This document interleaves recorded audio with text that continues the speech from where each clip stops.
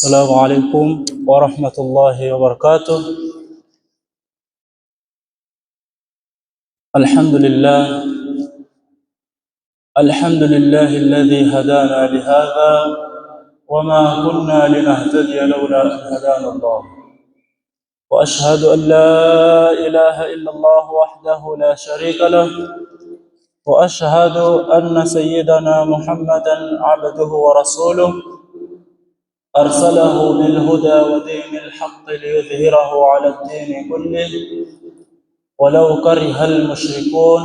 أما بعد يكون حميدي الله سبحانه وتعالى نكون تكيا رحمة كبنز وأمة ونمتم محمد صلى الله عليه وآله وسلم kama tulivyotangaziana kwamba leo kwa nyakati kama hizi baada salatu al-asri tutakuwa na maelezo kwa kiasi ambacho kwamba Allah subhanahu wa ta'ala atatuafikia kueleza sehemu katika historia ya bwana mtume Muhammad sallallahu alayhi wa alihi wasallam. Sehemu yenyewe ni bwana mtume Muhammad sallallahu alayhi wasallam kupelekwa kutoka Masjidul Haram mpaka Masjidul Aqsa na kupandishwa mbinguni. Lakini kabla hatujaanza moja kwa moja, ningewapenda wale ambao kwamba wameacha muda wao kuja kujumuika na sisi katika sehemu kama hii, sehemu ya msikiti, kutia nia ya itikafu, ili muda ambao kwamba utakuwa hapa pamoja nasi, basi itakuwa ni thawabu wewe wavuna. Allah subhanahu wa ta'ala kisa kama hiki amekitaja katika suratul Isra aliposema baada a'udhu billahi minash shaitanir rajim bismillahir rahmanir rahim subhanalladhi asra bi'abdihi laylan minal masjidil haram ila al-masjidil aqsa alladhi barakna hawlahu linuriyahu min ayatina innahu huwas sami'ul basir.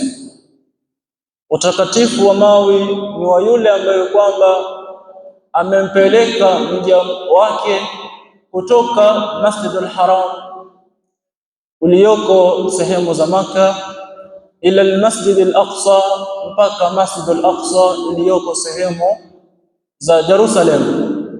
Allah subhanahu wa ta'ala asema linuriyahu, ili tupate kumuonyesha yeye min ayatina, kutokamana na aya zetu, kutokamana na miujiza yetu. Zote ni tafsiri, unaweza kutafsiri. Insha Allah subhanahu wa ta'ala akamaliza innahu huwas sami'ul basir, hakika yeye Allah subhanahu wa ta'ala ni mwingi wa kusikia, mwingi wa kuona. Kwa hiyo ni kisa ambacho kwamba Allah subhanahu wa ta'ala amekithibitisha kwa kukitaja katika Qur'an. Tukianza moja kwa moja ni kwamba bwana mtume Muhammad sallallahu alaihi wa alihi wasallam katika siku akiwa katika chumba chake amelala kwa ubavu, akiwa yuko katikati ya watu wawili, yani sehemu moja kuna mtu amelala na sehemu nyingine kuna mwingine amelala, yeye yuko katikati. Hao watu wawili yasemekana kwamba ni ammi zake, mmoja akiwa ni Hamza na mmoja akiwa ni Jaafar. Kati ya kuwa amelala hivyo, mara malaika Jibril na Mikail wakamjilia bwana mtume Muhammad sallallahu alaihi wa alihi wasallam, na walikuwa pamoja na hao wawili malaika mwingine, wakambeba bwana mtume Muhammad sallallahu alayhi wa alihi wasallam mpaka wakaja naye katika kisima cha maji ya Zamzam, wakamlalisha chali juu ya mgongo wake kwa kisogo kwa maana, kisha akatawalia jambo alilotawalia Jibril alayhi salam.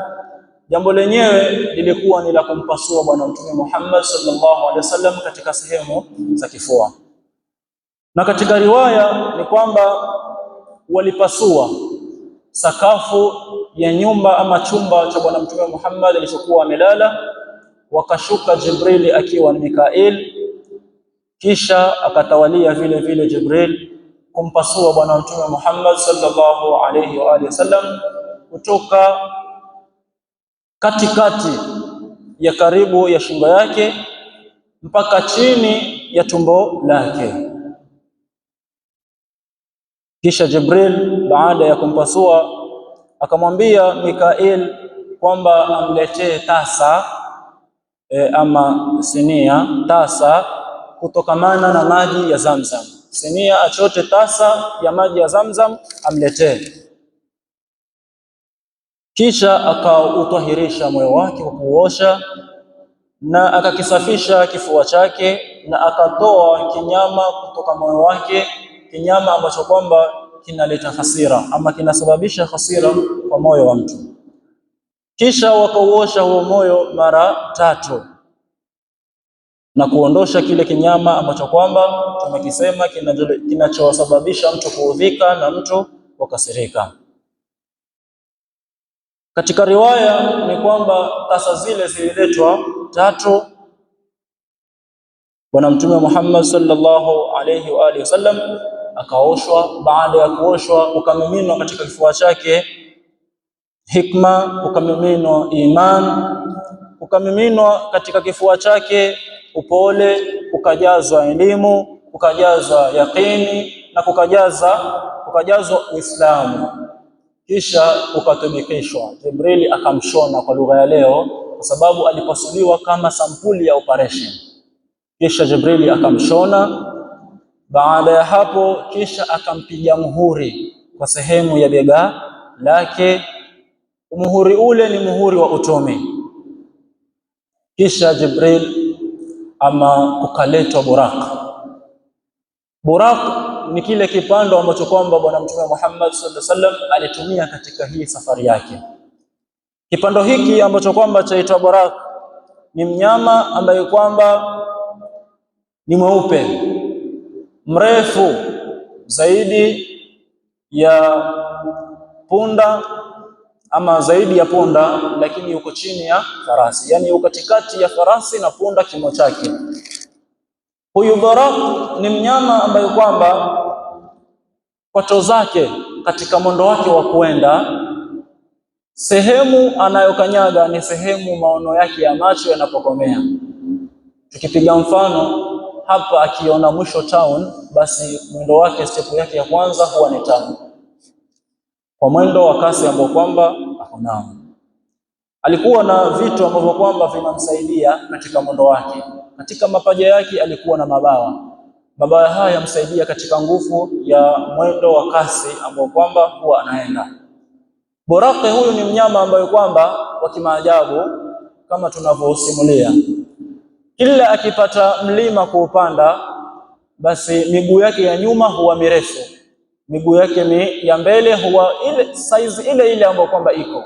Lengo na madhumuni Bwana Mtume Muhammad ama yule ambaye kwamba amempanda ahisi kwamba bado katika sehemu tambarare, asihisi kwamba unapandwa mlima, na akiushuka mlima akiwa katika bonde, basi sehemu yake ya miguu ya mbele huyu mnyama huwa mirefu ikalingana pamoja na urefu wa miguu yake ya nyuma, ukahisiwa kana kwamba yuakimbia katika sehemu ambayo kwamba iko tambarare. Yote haya ni kuonyesha kwamba hakuna tabu yoyote wala mtikisiko wowote ukimpanda mnyama kama huyu, na huyu ndo mnyama ambao kwamba aliletwa kwa Bwana Mtume Muhammad sallallahu alaihi wasallam kuanza safari. Lakini alipoletwa alifanya kama ujeuri kumpanda Bwana Mtume Muhammad sallallahu alaihi wa alihi wasallam. Jibrili akamwashiria kwa kumwambia Buraq, hujui kwamba huyu unaomfanyia ujeuri ni kiumbe bora? Basi hapo akafanya kama kuinama na kuona haya Buraq, na Bwana Mtume Muhammad sallallahu alaihi wa alihi wasallam akawa ni mwenye kumpanda.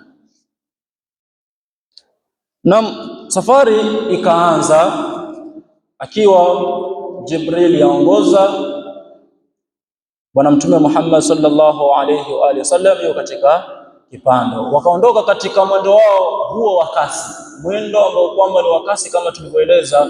Sehemu anapoona Buraka, mwisho wake wa kuona, hapo ndipo mguu wake step yake ya kwanza huanzia.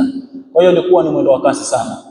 Kwa hiyo kipindi wanaendelea na safari, wakafika sehemu ya ardhi ambayo kwamba ina mitende mingi. Jibril akamwambia Bwana Mtume Muhammad, shuka hapa uswali. Mtume akashuka akaswali. Baada ya kuswali, Jibril akamuuliza Bwana Mtume, je, wajua umeswali wapi? Mtume akamwambia, sijui nimeswali wapi. Akamwambia, hii ni sehemu ambayo kwamba yaitwa Twaiba, na hii ni sehemu ambayo kwamba utabura wewe. Kisha wakaendelea na safari ya mwendo huo wa kasi, wakafika sehemu Bwana Mtume Muhammad sallallahu alayhi wa sallam akaambiwa tena ashuke aswali. Aliposhuka kuswali, baada ya kumaliza kuswali, Jibril akamuuliza tena, je, wajua umeswali wapi? Akamwambia sijui. Akamwambia, umeswali sehemu ambayo kwamba yaitwa Madian, sehemu ya mti ambao kwamba Musa alipumzika kipindi anafukuzwa na Firauni kuuliwa. Alipoua mtu akawa anafukuzwa Musa kuuliwa, baada ya mwendo wake akaenda kwa mti, baada ya uchovu akapumzika. Kwa hiyo akaambiwa aswali sehemu kama hiyo. Wakaendelea na safari mpaka wakafika sehemu Bwana Mtume vile vile akaambiwa aswali na Jibril, akashuka akaswali. Kisha akaulizwa vile vile, umeswali wapi? Akajibu, sijui niliposwali. Jibril akamwambia, umeswali sehemu ambayo kwamba yaitwa Turi Saina, sehemu ambayo kwamba Allah subhanahu wa ta'ala amemzungumzisha Nabii Allah Musa. Kisha wakaendelea na safari, wakafika sehemu hiyo ukawa ni sehemu ya juu, majumba ya Shamu yaonekaniwa, yale makasri na majumba makubwa makubwa ya sehemu za Shamu yaonekaniwa. Mtume akaambiwa ashuke aswali na Jibril akashuka kaswali. Kisha akamuuliza, wajua umeswali wapi? Akamwambia sijui. Akaambiwa umeswali sehemu ambayo kwamba Isa amezaliwa, sehemu ambayo kwamba yaitwa Baitul Lahmi, sehemu ambayo kwamba Nabii Allah Isa amezaliwa na mama Maryam. Wakaendelea na mwendo, wakafika sehemu ambayo kwamba walipofika ukawa kuna ifriti min aljinni, kuna jini akawa anawafukuza kwa nyuma.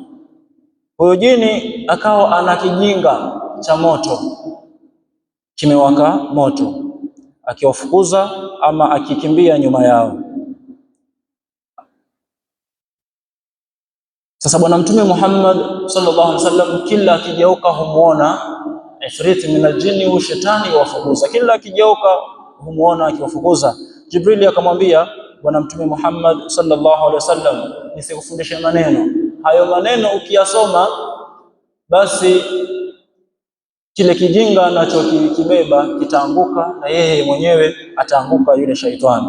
Bwana Mtume akamwambia nifundishe. Akamfundisha maneno maarufu yakisema ya kwamba a'udhu biwajhi llahi alkarim wa bikalimati llahi at-tammati allati la yujawizuhunna birrun wala fajir min sharri ma yanzilu minas samaa, mpaka mwisho. Dua ni ndefu kidogo.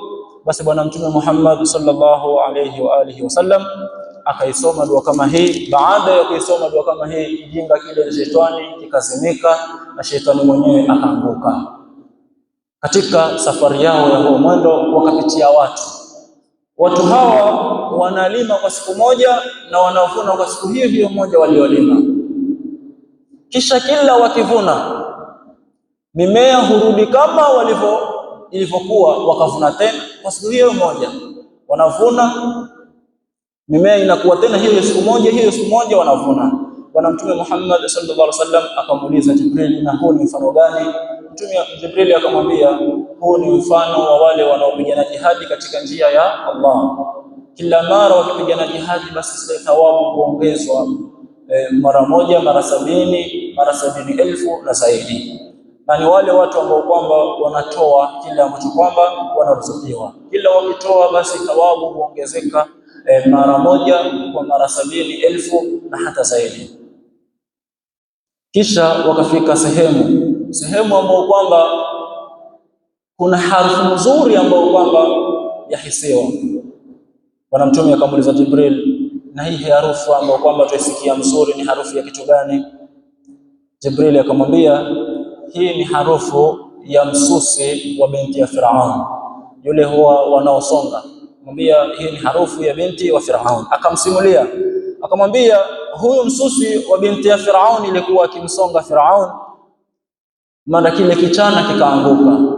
Kilipoanguka yule binti ama msusi akasema, bismillahi ta'isa Firaun, naanza kwa jina la Mwenyezi Mungu, ameangamia Firaun. Binti ya Firaun akamuuliza msusi, kwani wewe una Mungu mwingine asiyekuwa babangu Firaun? Binti ama msusi akamwambia yule binti, Mungu wako na Mungu wangu na Mungu wa Firaun ni Allah, wala Firaun si Mungu. Binti akamwambia, nikimuita babangu hayo maneno unayosema utakuja kumwambia? Akamwambia, muite nitamwambia. Baba akaitwa, yani Firauni akaitwa, na binti yule mashita akasema vile vile. Basi Firauni akataka yule binti ama yule mashita msusi aache ile imani yake, amkubali yeye kwamba ni Mungu, lakini akakataa. Basi Firauni akamuita mkewe, akachukua yule msusi pamoja na mumewe pamoja na watoto wake, Jibril akimwelezea ya kwamba wote wakaamrishwa warudi na waseme kwamba yeye Firauni ni Mungu, lakini wakakataa. Basi tukaamrishwa kukaletwa karai ama chungu cha moto, chungu ambacho kwamba ndani yake kuna mafuta, kikachemshwa ama yale mafuta yakachemshwa mpaka yanatokota. Wakawa wanaingizwa mmoja mmoja, akaingizwa baba, akaingizwa firstborn, hivyo hivyo mpaka akafika mama akiwa na mtoto wake mgongoni amembeba. Yule mama kidogo akasita kwa sababu ana mtoto mchanga amembeba. Yule mtoto akatamka akamwambia, mama ingia, wala usibabaike, hakika wewe uko katika haki. Basi mama akaingia na ikawa ni adhabu yao. Na katika kisa hiki yasemekana kwamba waliozungumza hali ya kuwa ni wadogo ni watu 4. Huyu mtoto, alafu kuna Isa alizungumza pia, Nabii Allah Isa alizungumza pia hali ya kuwa ni mtoto, katika Qur'ani pia iko. Na kuna shahid wa Nabii Allah Yusuf alipokuwa amesingiziwa na yule mke wa waziri wake, yule mke wa waziri wa sehemu za Misri alipomtaka kimapenzi Nabii Allah Yusuf alipokataa, kisha kukapigwa ukelele ama akapiga ukelele, Nabii Allah Yusuf akaja akashikwa. Sasa ushahidi ulitolewa na mtoto mdogo kwamba Nabii Allah Yusuf hajafanya ama hajambaka. Ushahidi aliotoa akawaambia, angalieni kanzu ya Yusuf, ikiwa imechanika ama imekatika kwa mbele, basi Yusuf yosema uongo, huyu mama yosema ukweli. Lakini ikiwa kanzu yake imekatika na kuchanika kwa nyuma, basi ni kwamba Yusuf yakimbia, huyu mama yamlazimisha, ndo akamkata kanzu yake ama akakata kanzu yake kwa nyuma. Kwa hiyo ushahidi ulipoangaliwa ni kwamba yule mama ama mwanamke akiitwa Zulaikha, kama sijakosea, akiitwa Zulaikha, itakuwa amesema uongo, na ni kweli ikawa amesema uongo. Kwa hiyo katika waliozungumza huyu ni mmoja wapo, na 4 ni Sahibu Jurayj. Sahibu Jurayj kisa chake ni kirefu, tutajaribu kukisema ama kukisimulia kwa uchache ili tupate kuendelea mbele. Sahibu Jurayj huyu ni mtu ambaye kwamba ilikuwa akipenda ibada sana. Jina lake yasemekana alikuwa akiitwa Jarjis, kama sijakosea. Huyu ni bwana ambao kwamba katika kijiji chake yeye alichukua kibanda chake ama nyumba yake akaijenga kando ya mji, mbali na watu walikojenga. Ikawa kazi yake ni ibada na yeye. Katika ile hali yake ya ibada, siku moja mamake akamtembelea. Alipokuwa amemtembelea akamkuta Jarjis ama Sahibu Jurayj akiwa katika swala ni ya sunna. Mamake akawa yomuita, yasikia kwamba mamake yomuita, lakini ikawa ajishauri, je, niendelee kuswali ama nimuitikie mama? Akili ikamfahamisha kwamba aendelea kuswali asimwitikie mamake. Akaendelea kuswali. Mama akaita mpaka akachoka akaenda zake. Siku ya pili akarudi mama kuja kumpata baba Sahibu Jureij ya swali. Akampata mara nyingine ya swali. Kamuita Jureij akawa ni mwenye kujifikiria, nimuitikie mama niendelee na swala. Akaendelea na swala. Siku ya tatu vile vile hali ile ile kajirudia. Basi yule mama akasema kwa njia ya kumwapiza kwamba ya Rabbi, usimfishe huyu mwanangu, usimpe mauti mpaka apate mtihani wa wanawake. Na kweli Sahibu Jureij akapata mtihani wa wanawake, kwa sababu alikuwa akifanya ibada na ni katika watu wa Banu Israeli. Basi wakataka kumfitinisha, ukapatikana mwanamke ambaye kwamba ni kahaba. Kwa kuwa yuko sehemu za kando kando, basi yule mwanamke akaenda sehemu kama zile za kando kumshawishi ili azini. Lakini Sahibu Jureij akakataa kwa sababu ni mtu wa ibada. Basi yule mwanamke katika kwenda pita zake akapata mchungaji mbuzi, akalala naye. Kwa bahati mbaya ama nzuri akapata ujauzito. Akarudi kwa wale watu wa kile kijiji, akawaambia huu ujauzito ni wa yule aliyejenga kibanda yafanya ibada kule nje ya mji. Basi baada ya kumzaa yule mtoto wakaenda naye mpaka kwa Sahibu Jureij kumlazimisha achukue yule mtoto, ama amezini na yeye si mtu wa ibada, ni kwamba kumtia fitna. Kitu walichokifanya ni kwamba walibomoa ile nyumba yake, kisha mwenyewe wakala kibano cha nguvu. Lakini Sahibu Jureij kipindi anaadhibiwa na nyumba yake imebomolewa, aliwaomba arsali rakaa mbili kumuomba Allah subhanahu wa ta'ala, wakamruhusu akaswali rakaa mbili. Baada ya kuswali akamgusa yule mtoto tumbo, akalifinya lile tumbo na yule mtoto. Akamuuliza, babako ni nani? Yule mtoto akatamka akasema, babangu ni mchungaji mbuzi. Sasa watu wakajua kwamba hata huyu kijana mtoto mdogo hivi amezaliwa majuzi tu, yajua babake ni nani.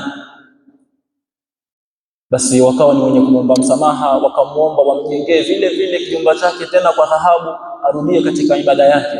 Lakini Sahibu Jureij akakataa, akamwambia nijengeni vile vile cha udongo kama kilivyokuwa. Akajengewa na ikaendelea na ibada. Hawa ni wale watu wanne tumesema. Wa kwanza ni Sahibu Jureij, huyo tumesimulia, alizungumza kule kitoto, tumezungumza hali ya kuwa ni mtoto mdogo sana. Alafu kuna Isa ibn Maryam, kuna yule shahidi aliyemtolea shahidi Nabii Isa, Nabii Yusuf. Alafu kuna huyu binti wa mtoto wa msusi wa Firaun. Na yasemekana ni wengi waliozungumza hali ya kuwa ni watoto. Al-Imam Suyuti awaelezea wako takriban 11. Kuna 7 aliowaeleza kama bwana Mtume Muhammad sallallahu alaihi wasallam pia alizungumza hali ya kuwa ni mtoto. Kuna Nabii Yahya alizungumza hali ya kuwa ni mtoto. Kuna mamake Isa Maryam amezungumza hali ya kuwa ni mtoto. Kuna Nabii Allah Ibrahim amezungumza hali ya kuwa ni mtoto. Kuna mtoto aitwa Mubarakul Yamani pia amezungumza hali ya kuwa ni mtoto. Huyu ni mtoto alizungumza kipindi cha bwana Mtume Muhammad sallallahu alaihi wasallam, yotoka sehemu za Yemen. Alikuja na msafara pamoja na babake akiwa ni mdogo sana, yasemekana alikuwa ni miezi 6 au mwaka mmoja. Bwana Mtume Muhammad sallallahu alaihi wasallam akaenda kumshika, kisha akamuuliza, mimi ni nani? Yule mtoto akazungumza akisema, wewe ni mtume wa Mwenyezi Mungu. Kwa hiyo ni wengi waliozungumza, hata katika kisa cha ashabul ukhdud, wale waliozungumziwa katika Qur'ani, qutila ashabul ukhdud an-nari dhatil waqud idhhum 'alayha qu'ud. Hawa ni watu ambao kwamba pia kulipatikana mtoto ambaye kwamba alizungumza. Tukikisema kwa uchache kisa chake ama cha huyu mtoto aliyozungumza, ni kwamba palikuwa na mfalme.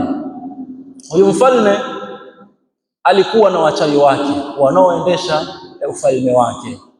Lakini katika wale wachawi, yule baba la wachawi, yule mkubwa wa wachawi, akafika umri amezeeka, akamuomba yule mfalme amtafutie kijana ama ampelekee kijana amfundishe ule uchawi, amrithishe, ili yeye ile kazi ikimkataa, basi kutakuwa kuna mtoto ambaye kwamba ana ile elimu ya uchawi, ataendeleza ule ufalme wa yule mfalme. Kwa hiyo mfalme akatafuta kijana akampelekea yule mchawi. Sasa mchawi akawa yotoka kwao, ama yule kijana anayesomea uchawi yotoka kwao, yaenda sehemu ya mchawi kwenda kusoma. Lakini kipindi akipita barabarani upata mtu ambaye kwamba ni mtu wa ibada. Yule mtu huwa yatoa mawaidha na yoelekeza watu katika ibada ya Allah subhanahu wa ta'ala. Sasa yule kijana ikawa safari yake ni ya kwenda kwa mchawi kwenda kupata elimu ya uchawi, abobee katika uchawi apate kumsaidia mfalme. Lakini akipita kwa huyu bwana ambaye kwamba ni mchaji Mungu, yotoa mawaidha, yoelekeza watu kwa Allah subhanahu wa ta'ala, alikuwa akikaa akisikiliza pia maneno yake, akipata mafunzo kupitia yale mawaidha. Sasa ikawa zipo baadhi ya siku huchelewa kule kwa mchawi, na akitoka kule kwa mchawi masomo yake ya uchawi, akirudi nyumbani kupitia bado kwa huyo mchaji Mungu ama mfanyaji ibada anayeethea watu, akasikiza nyumbani pia huchelewa. Basi ikawa akichelewa kwa mchawi upata bakora, huchapwa.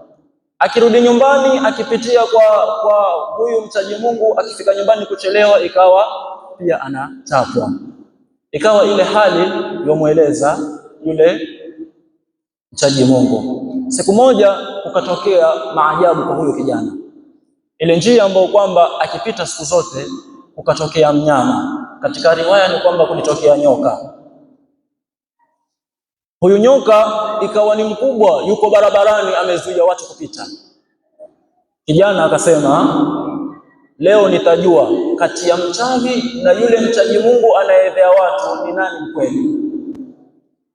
Akaokota jiwe akasema, ikiwa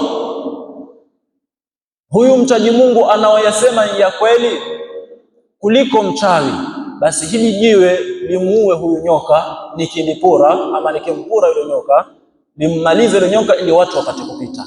Ikiwa si mkweli, basi hata kufa yule nyoka. Baada ya kumpura ama kumrusha lile jiwe, yule nyoka akawa ni mwenye kufariki, watu wakawa ni wenye kupita. Kuanzia hiyo siku akawa haendi tena kwa mchawi, yabakia kwa mchaji Mungu. Akamuelezea mchaji Mungu lile jambo. Ile mchaji Mungu akamwambia, basi wewe utakuja patwa na mitihani, lakini ukipatwa na mitihani ya aina yoyote usinitaje. Basi akatoka hapo kwa elimu aliyokuwa nayo, aliyoipata kupitia kwa yule mchaji Mungu, akapata uwezo wa kwamba anaweza kutibu watu ambao kwamba wana maradhi ya upofu, wana maradhi ya mbalanga na maradhi makubwa ambao kwamba hayaponi. Yule kijana akawa anaponyesha. Katika baraza la yule mfalme ukapatikaniwa mtu ambaye kwamba alikuwa siku zote ni kipofu. Basi akapata ile habari kwamba yupo kijana anaponyesha. Alipoenda basi kwa imani ya kwamba amwamini Allah subhanahu wa ta'ala ndo ataponya, kwa sababu kijana asema mimi siponyeshi isipokuwa ni Allah. Ukipata hiyo imani basi utakuombea utapona. Na waziri ama wale viongozi wakiwa wakikaa na mfalme wakapata imani ama akaamini, alipoombewa akapona. Aliporudi kwa mfalme akauliza ile habari kwamba macho yako yamerudi vipi, akaeleza vile ilivyoeleza ama alivyopona. Basi adhabu ikawa ni yenye kushukia kwa yule mfalme, kwa sababu mfalme alikuwa akijiita kwamba yeye ni Mungu. Basi kijana alipata adhabu mpaka na yeye akamtaja yule mchaji Mungu ambaye kwamba alimwambia hata akipata mtihani gani asimtaje. Mchaji Mungu akafuatwa, akaambiwa arudi katika dini ya kumwamini ya kwamba yule mfalme ndio Mungu, lakini akakataa, akaadhibiwa, mwisho akakatwa na msumeno kati na kati. Baada ya hapo akafuatwa na yule kijana, akaambiwa arudi katika dini yake, aache kumwamini Allah subhanahu wa ta'ala. Kijana akakataa. Adhabu yake kukatumwa jeshi wamchukue yule kijana waende naye mlimani, kisha umwachilie wamtupe kutoka juu mpaka chini afariki. Alipofika kule kijana akaomba akasema, ya Rabbi, watosheleze hawa. Mlima ukatikiswa, wale maaskari wote walioenda naye wakafariki, kijana akarudi mjini. Mfalme alipomuona akamuuliza imekuwaje, akasema Mwenyezi Mungu wale amewatosheleza. Akapewa watu wengine, akaambiwa nendeni naye baharini, ukienda sehemu za mawimbi makali deep mtupeni. Kijana akabebwa mpaka baharini katikati sehemu za mawimbi, akatupwa baharini. Kabla ya kutupwa akaomba, ya Rabbi, hawa watosheleze. Basi jahazi lile ambalo kwamba wamekuwa likaghariki, wote wakafariki na yeye akarudi. Basi ikawa imeshindikana namna ya kumuua. Kijana akamwambia mfalme, ukitaka kuniua basi wakusanye watu wote katika honge. Baada ya kukusanya, chukua uta na chembe, alafu unisulubu katika kigongo cha mtende. Baada ya kunisulubu, vuta hichi chembe katika uta wako, kisha useme bismillahi wa rabbil ghulam. Sema napiga bismillahi na Mola wa huyu kijana. Ukitaja Mwenyezi Mungu, basi hapo ndipo utafanyaje? Utaniua. Mfalme alipofanya mbele za umati wa watu, tuseme mji mzima, basi chembe kikampata yule kijana kwa utosi wake na ikawa ni sababu ya kufariki. Watu wote kwa ule ushahidi waliouona kwamba kumbe hana nguvu mfalme isipokuwa ni Mola wa huyu kijana, yeye kijana mwenyewe ndo amempa ushauri wa kumuua yeye kwa kumtaja Mwenyezi Mungu, basi wale watu wote wakaamini. Wote wakaambiwa warudi katika dini yao ya kumwamini yule mfalme kwamba ndio Mungu, wakakataa. Walipokataa, basi ikawa adhabu, kukachimbwa mahandaki, mashimo, ukawashwa moto, wakawa wanatupwa ndani ya moto. Mtoto mdogo, ni mume, ni mke, ni msichana, wote wakawa wanatupwa ndani ya, ukikataa unatupwa ndani ya moto. Qutila ashabul ukhdud, wale watu wa mashimo ambao kwamba Allah subhanahu wa ta'ala anaeleza katika Qur'ani. Hawa watu walitupwa mpaka kukapatikana watoto kidogo sana, mtoto mchanga akiwa na mamake. Yule mama pia akasita kuingia katika moto, sababu walikuwa wakisukumwa, ukifika unajirusha mwenyewe kwa ile nguvu na ile pressure ya wanajeshi. Mama akaambiwa usisite, mtoto akatamka akamwambia usisite, uko katika haki. Sasa ni katika watoto ambao kwamba pia waelezwa kwamba walizungumza hali ya kuwa ni wadogo. Tutasema ni takriban 14, 7 ambao kwamba Imamu Suyuti amewataja, na 4 ni hawa ambao kwamba wametajwa katika hiki kisa. Bwana Mtume Muhammad sallallahu alaihi wasallam, tukirudi katika kisa, ni kwamba waliendelea na safari. Walipokuwa katika safari wakakutana na watu hawa vichwa vyao vya bondwa, kila vikibondwa na kukua mpaka vinakuwa unga, mpaka vinatakalika kabisa, vinarudi kama vilivyokuwa vizima, tena kubondwa kwa uchungu wanaosikia, mpaka vikatakalika kabisa, tena vikarudi vile vile. Ikawa hiyo ndo kazi, hawapumzishwi. Bwana Mtume akamuuliza Jibril, na huo ni mfano gani? Jibril akamwambia, huu ni mfano wa watu ambao kwamba ni wavivu kutekeleza swala. Ni mfano wa watu ambao kwamba ni wavivu kutekeleza swala za faradhi. Wakaendelea na safari, kisha wakakuta watu. Hawa watu wakauchi kabisa, hawana nguo, isipokuwa katika tupu zao kuna viraka vya nguo vilivyoziba tupu zao za mbele na tupu zao za nyuma. Wakawa wanalisha kama wanavolisha mbuzi na kondoo, yani kula kwao wanakula kama vile wanavyokula mbuzi na kondoo. Ile vile mbuzi wanavyokula na kondoo wanavyokula, na wao wanakula hivyo, na wao ni watu. Bwana Mtume Muhammad sallallahu alaihi wa sallam, na vile vitu ambavyo kwamba wanakula ni mawe, ni miti ya miba, miti ya uchungu, vyakula ambavyo kwamba hata havileki. Bwana Mtume kumuuliza Jibril, na huu ni mfano gani? Jibril akamwambia, huu ni mfano wa watu ambao kwamba hawatekelezi sadaka za mali zao. Mtu ana mali lakini hatolei sadaka. Mtu ana kiwango cha kumwezesha yeye kutoa zaka lakini hatoi zaka. Huo ni mfano wa adhabu zao. Kisha wakawapitia watu hawa wako na vyombo ambavyo kwamba vina nyama, vyombo sampuli mbili. Chombo kina nyama zilizopikwa vizuri zikaiva. Chombo chengine kina nyama ambayo kwamba imevunda, imeoza, yanuka. Hawa watu wakawa wanaacha ile nyama nzuri iliyoipikwa ikaiva, wanafuata ile nyama ambayo kwamba imevunda, inanuka na haijaiva, wanakula hiyo. Bwana Mtume akamuuliza Jibril, na huu ni mfano gani?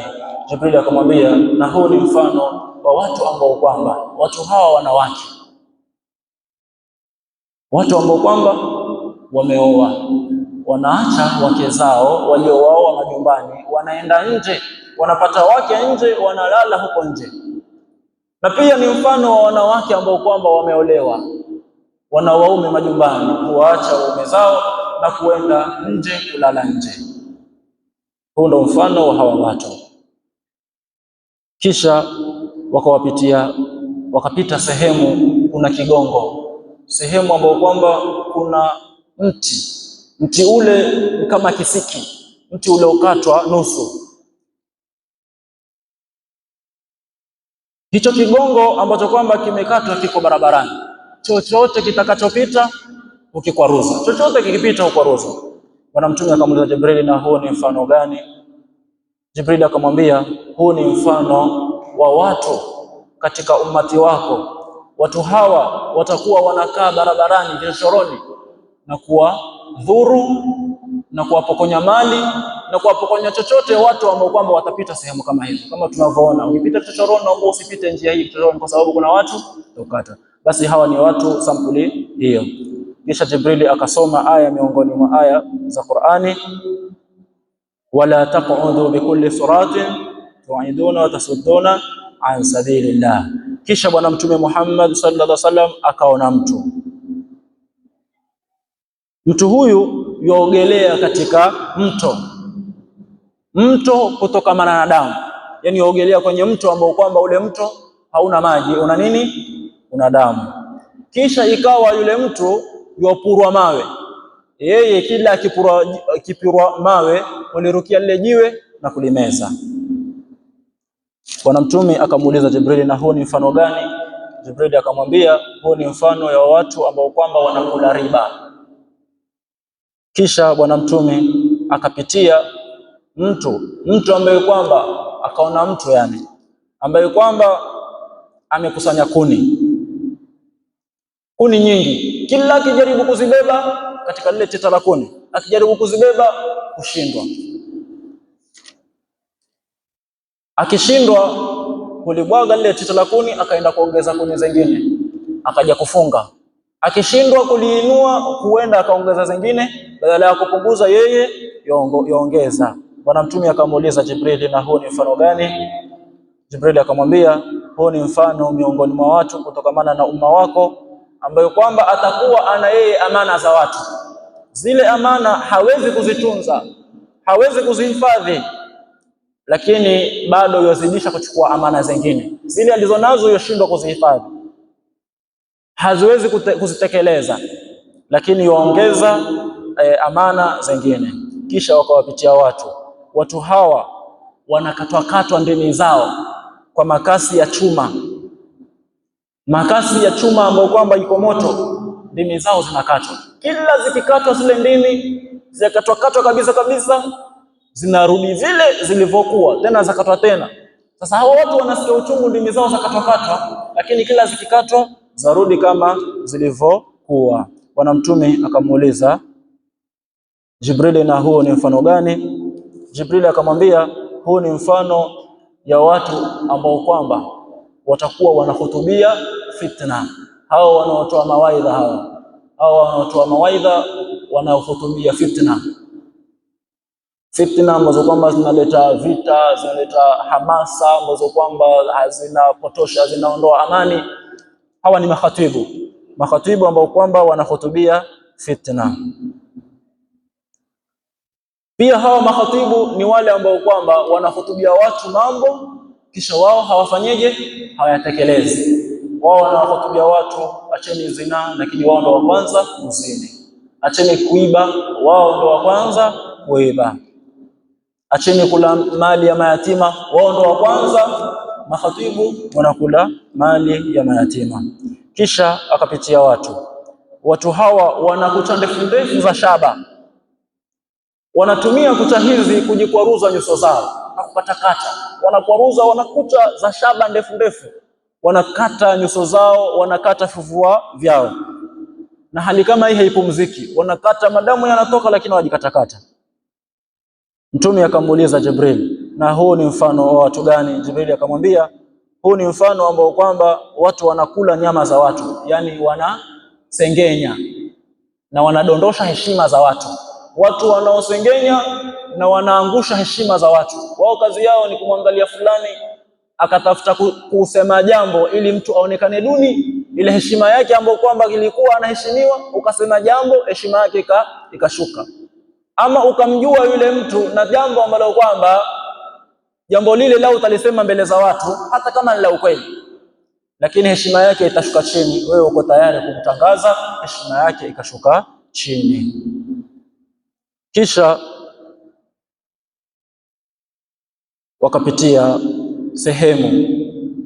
sehemu ya mlima, kukawa kuna shimo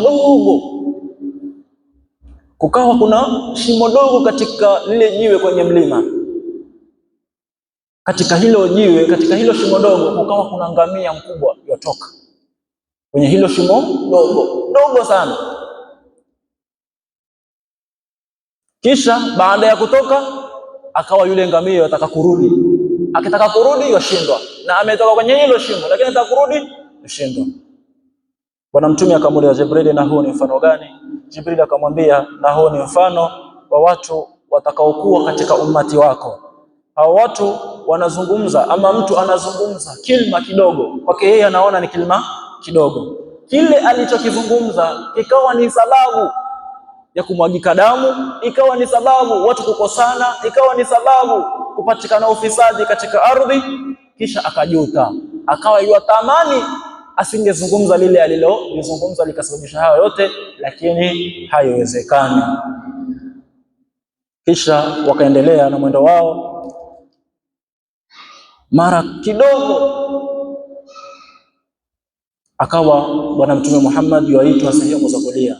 Kawa kuna mtu yamuita, ya Muhammad, Muhammad, nisubiri.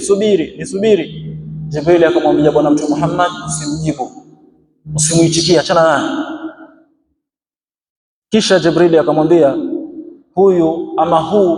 huu linganizi, hiyo sauti unayosikia waitwa ni sauti ya Mayahudi. Lau ungeitikia basi ummati wako wangefuata mila ya Kiyahudi. Walipokuwa wanaendelea, mara kukatokea sauti nyingine ikawa yamuita Bwana Mtume Muhammad, ya Muhammad, subiri, Muhammad, subiri. Mtume akaambiwa na Jibril usiitikie.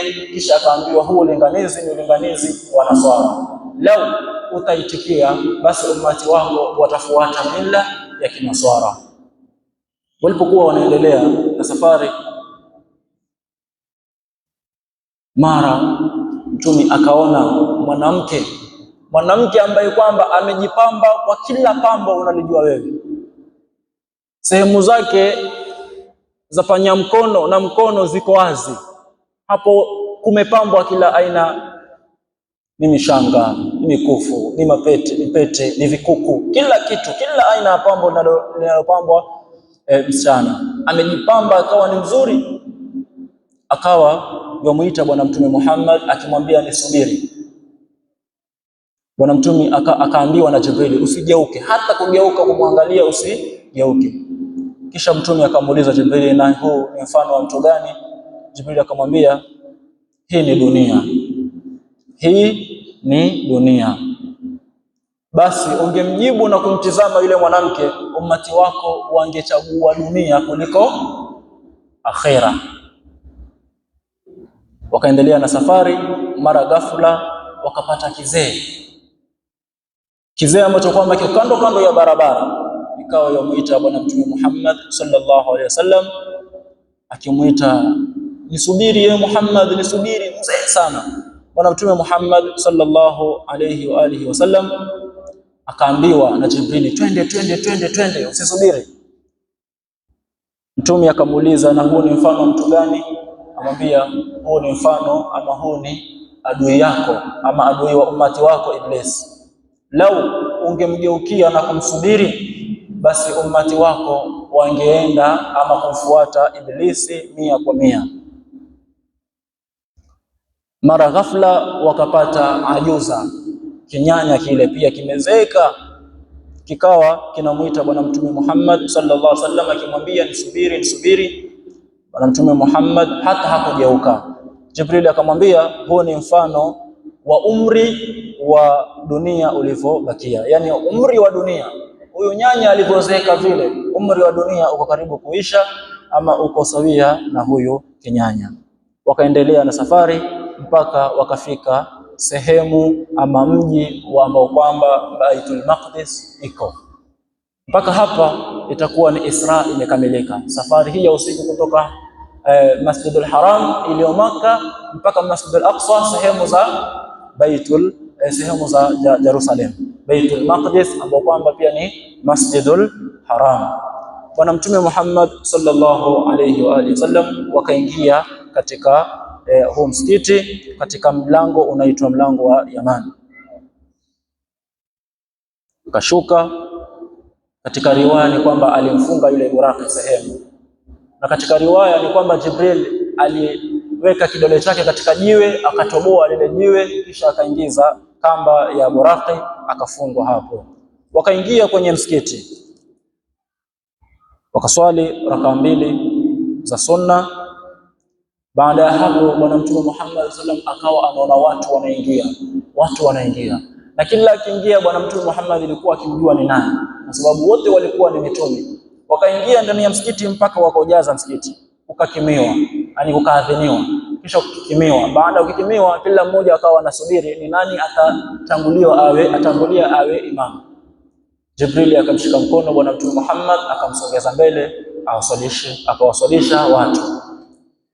Baada ya kuwaswalisha, Jibril akamuuliza, je, wajua umewaswalisha kina nani? Akawa anamwelezea kwamba hawa uliowaswalisha ni mitume wote, wewe umewaswalisha kwa sababu wewe ni kiongozi wao. Sasa ukapatikaniwa nafasi ya kila mtume katika wale mitume ambao kwamba walikuwa pale ndani, kila mmoja akaelezea yale ambayo kwamba Allah subhanahu wa ta'ala amewatunuku kila mmoja, mpaka kila mmoja akaeleza. Baada ya kumaliza, Jibril akamwambia Bwana Mtume Muhammad, na wewe eleza. Wote hawa wameeleza, na wewe eleza. Bwana Mtume Muhammad sallallahu alaihi wasallam naye akaeleza. Baada ya kumhimidi Allah subhanahu wa ta'ala akasema, Mwenyezi Mungu amenitumiliza mimi hali ya kuwa ni rehema kwa viumbe vyote, na amenitumiliza mimi kwa watu wote niwe na wabashiria pepo na nawahofisha na moto. Mwenyezi Mungu ameniteremshia mimi Qur'ani, akajalia hiyo Qur'ani ndani yake kuna ubainifu wa kila kitu. Mwenyezi Mungu amewajalia ummati wangu ndio umma bora, umma ambao kwamba wametolewa na kuchaguliwa kutokana na watu, na amewajalia ummati wangu ni wakati na kati, na amejalia ummati wangu ni wa mwanzo na ndio wa mwisho, na amekundua kifua changu akaniondoshia mimi mazito yangu, na akanyanyua utajo wangu, na akajalia suratul Fatiha ama akanijalia mimi suratul Fatiha. Alipofika hapo Nabii Allah Ibrahim akasema, kwa haya ulioyataja basi wewe ni mbora kuliko kila ambaye kwamba amehudhuria hapa, ama ni mbora kuliko mitume wote.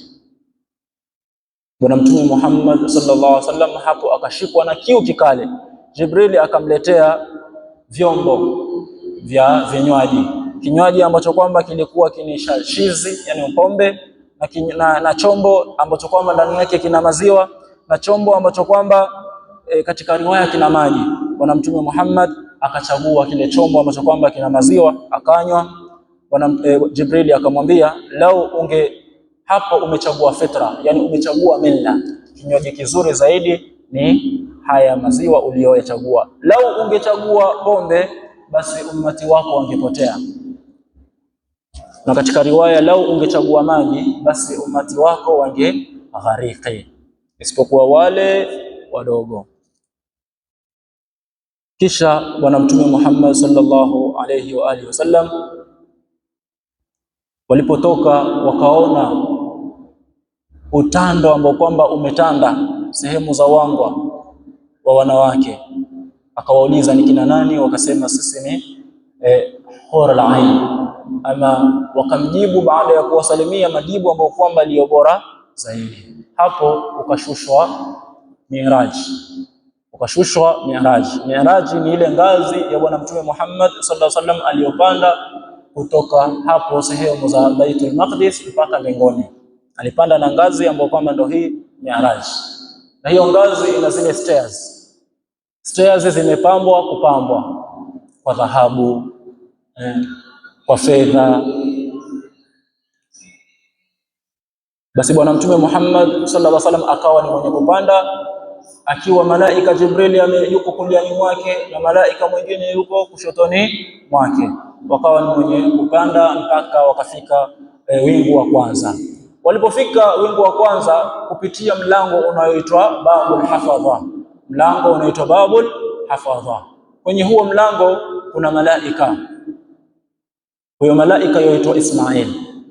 Malaika yaitwa Ismail, na yeye ni yule ambaye kwamba kazi yake ni kudili na mambo na hewa. Yeye anga ambao kwamba hewa ya anga, yeye kazi yake ndio huituliza huko angani.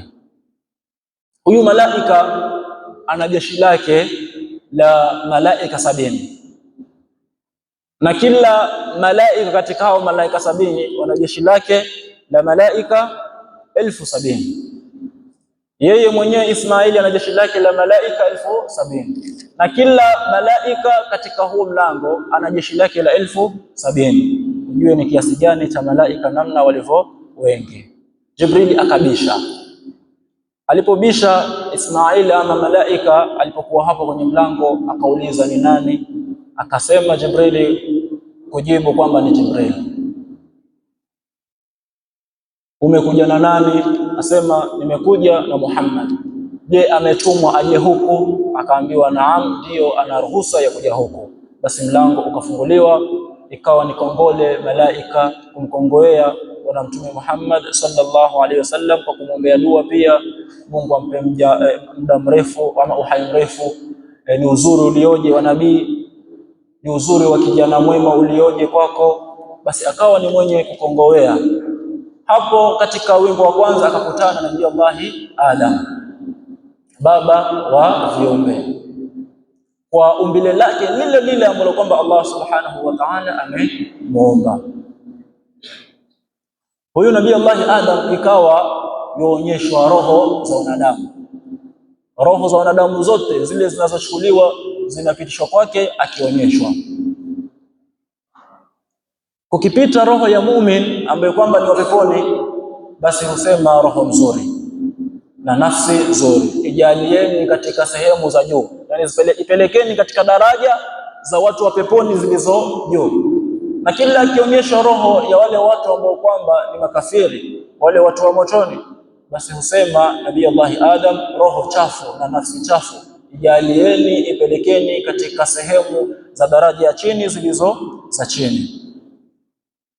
Bwana Mtume Muhammad sallallahu alaihi wasallam akaona kuliani wa Nabii Allah Adam weusi, tena kuna mlango ukatanda kuna weusi ambao kwamba umetanda sehemu ya mlango, kisha kuna harufu nzuri sehemu hiyo ya kulia ya Nabii Allah Adam yatoka kupitia ule mlango, na kushotoni mwake Nabii Allah Adam kuna weusi pia ambao kwamba umetanda, na kuna mlango na kunatoka harufu ambao kwamba ni mbovu. Sasa Nabii Allah Adam kila akiangalia upande wa kulia kufurahika na hucheka, na kila akiangalia upande wa kushoto kuhuzunika na kulia. Bwana Mtume Muhammad sallallahu alaihi wasallam akamuuliza hali hiyo Jibril akamwambia, sehemu ya kulia ni sehemu ya watu wema na roho njema ambazo kwamba zapelekwa watu wa peponi. Kwa hiyo kinachofurahisha ni kwamba wale ni watu wema, anawaona kutokana na watoto wake, na sehemu za kushoto ni watu wa motoni na roho chafu ambazo kwamba zinaleta harufu. Kila akitizama akiona katika watoto wake Nabii Allah Adam wanaingizwa motoni, basi huhuzunika na kulia. Wakaendelea kupanda mpaka wakafika wingu wa pili. Basi ikawa hali ni hii, kila wakifika katika wingu huulizwa baada ya kubishwa na Jibril, ni nani aliyekuja? Ni Jibril. Umekuja na nani? Nimekuja na Muhammad. Je, ametumwa kuja huku? Ndiyo, ametumwa. Hufunguliwa. Baada ya kufunguliwa kukongowewa, karibu kongole, ni uzuri ulioje wa wewe kuja huku, ni uzuri ulioje wa kijana mwema, ni uzuri ulioje wa kiongozi mwema, ni uzuri ulioje wa mtume mwema. Katika wingu huu wa pili walipofika, alikutana Nabii Allah Yahya akiwa na Isa, Nabii Allah Yahya akiwa na Isa, na hawa ni watoto, hawa wana uhusiano. Hawa ni watoto ambao kwamba ni watoto wa khali, ni watoto wa khalati. Bwana Mtume Muhammad sallam akaenda pia wingu watatu, akawa ni mwenye kukongowea vile vile kama tulivyosema, akakutana Nabii Allah Yusuf ambaye kwamba Bwana Mtume alimuona kwa kueleza uzuri wake ni nusu ya walimwengu wote, uzuri wote wa walimwengu, basi Nabii Allah Yusuf amepewa nusu yake. Basi ikawa desturi ni ile ile ya kukongowewa na kuombewa dua na kusifiwa.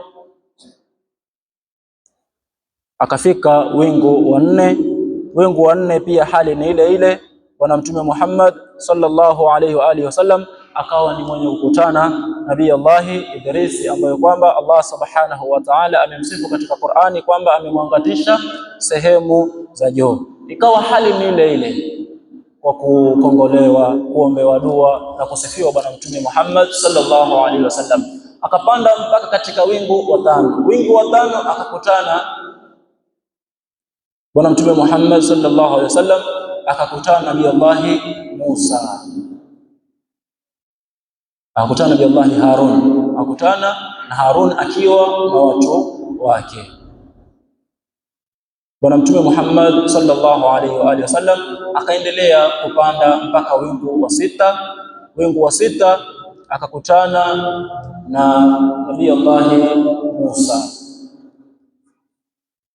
Na Musa, Bwana Mtume Muhammad sallallahu alaihi wasallam alichokiona ni kwamba kulikuwa kumetanda weusi mkubwa sana katika sehemu mbili za ulimwengu za Zanzibar. Sehemu ya kulia na kushoto kumetanda weusi mkubwa. Kuuliza huo weusi, akaambiwa hao ni katika Banu Israili. Kisha baada ya hapo kukawa kuna weusi mkubwa zaidi uliotanda katika pembe zote za sehemu. Akaambiwa hao ama huo weusi ni katika watu wako wewe Mtume Muhammad. Basi ikawa desturi ni ile ile ya kubisha na kunyigiwa na kusifiwa. Bwana Mtume Muhammad sallallahu alayhi wa alihi wasallam alipopita kwa Nabii Allah Musa akawa atokwa na maneno na kusema, watu wanadai ya kwamba mimi ni mbora wa wanadamu, lakini hakuna kiumbe bora kumliko huyu kijana. Na katika maelezo ni kwamba pia Musa alionekaniwa akihuzunika na kulia. Akaulizwa, ni kitu gani kinachokuliza? Akasema, mimi nalia kwa sababu huyu kijana ametumilizwa baada yangu mimi, lakini yeye ataingia peponi wa kwanza. Lakini kilichoniliza mimi ni kwamba si yeye tu ataingia wa kwanza, kwa sababu kama ni yeye ni mbora, kuingia wa kwanza si tatizo. Lakini kinachonihuzunisha mimi na kuniza mimi zaidi ni kwamba pia umati wake wataingia kwanza peponi kuniliko mimi na Banu Israeli. Watu wanasema ya kwamba mimi ni mbora, lakini hakuna mbora zaidi kumliko huyu kiumbe duniani na akhera. Bwana Mtume Muhammad sallallahu alaihi wasallam akapanda kufika wingu wa 7, huko pia akakongowewa na kusifiwa. Baada ya kubishwa na kuulizwa ni kina nani, huko alikutana na Nabii Allah Ibrahimu alikuwa ameegemea katika kiti katika makazi yale waliokaa, ameegemea ukuta wa nyumba inayoitwa Baitul Maamur. Hii ni nyumba ambayo kwamba yasemekana iko mkabala wa Al-Kaaba, yani pale ilipo lau kutanguka kitu moja kwa moja kitanguka kwenye Al-Kaaba.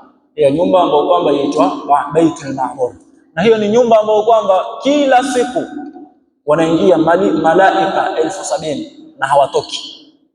Kila siku kunaingia malaika 70,000 na hawatoki. Nabii Allah Ibrahim waliposalimiana na bwana mtume Muhammad sallallahu alaihi wa alihi wasallam, akamwambia waamrishe ummati wako wapande miti mingi peponi, kwa sababu mchanga wa peponi una rutuba nyingi na ardhi yake ni pana, hata wakapanda miti hawaimalizi. Bwana mtume akauliza, na hiyo mbegu ya kupanda huko peponi waipanda vipi? Jibril akamwambia, waambie waseme la haula wala quwwata illa billahi al-ali al-azim. Itakuwa mtu kusema haya amepanda mti peponi. Na katika riwaya amewaambia hali hiyo hiyo, lakini waseme subhanallah walhamdulillah wala ilaha illa Allah wallahu akbar, itakuwa watakuwa ni wenye kupanda miti peponi. Kisha bwana mtume Muhammad sallallahu alaihi wasallam sehemu hiyo akaona watu hawa wamekaa, lakini wana nyuso zao za ng'ara nyeupe, mfano wa karatasi nyeupe. Kisha kuna watu wengine nyuso zao ni nyeupe, lakini zina mapakopako, asija ng'ara, yani zina madoadoa, si kama wale wa kwanza. Kisha hawa ambao kwamba kung'ara kwao si kwa sana, wakawa ni wenye kuondoka na kuingia kwa mto, wakaoga mto wa kwanza, wakatoka, ule usafi wao ukaongezeka kidogo. Kisha wakaingia mto mwingine, wakaoga, walipotoka nyuso zao zikawa za ng'ara zaidi. Kisha wakaingia mto wa tatu, wakawa ni wenye kuoga, na walipotoka wakawa wanang'ara kama walivyokuwa wenzao waking'ara. Bwana mtume Muhammad sallallahu alaihi wasallam akamuuliza Jibril, na hawa ni mfano wa watu gani? Jibril akamwambia, hawa ambao kwamba wana nyuso nyeupe za ng'ara wa mwanzo, hawa ni watu katika watu watakaokuwa katika umati wako. Watu hawa watakuwa imani zao hawajazichanganya na shirki, kumshirikisha Allah subhanahu wa ta'ala. Mambo yao, amali zao hawakuzichanganya na madhambi. Wao walikuwa wakifanya khairat, hawakuwahi kumshirikisha Allah subhanahu wa ta'ala hata kidogo, ama hata mara moja. Ama hawa ambao kwamba kulikuwa kuna madoa katika nyuso zao si wasafi, basi ni watu ambao kwamba wao walikuwa wanafanya mazuri ndiyo, lakini walikuwa wanafanya madhambi pia.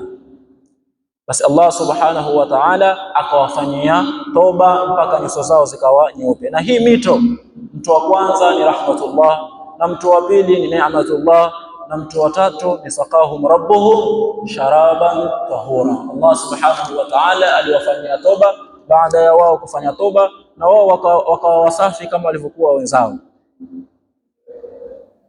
Na bwana mtume Muhammad sallallahu alaihi wasallam akaambiwa, hii ni sehemu yako wewe na ummati wako,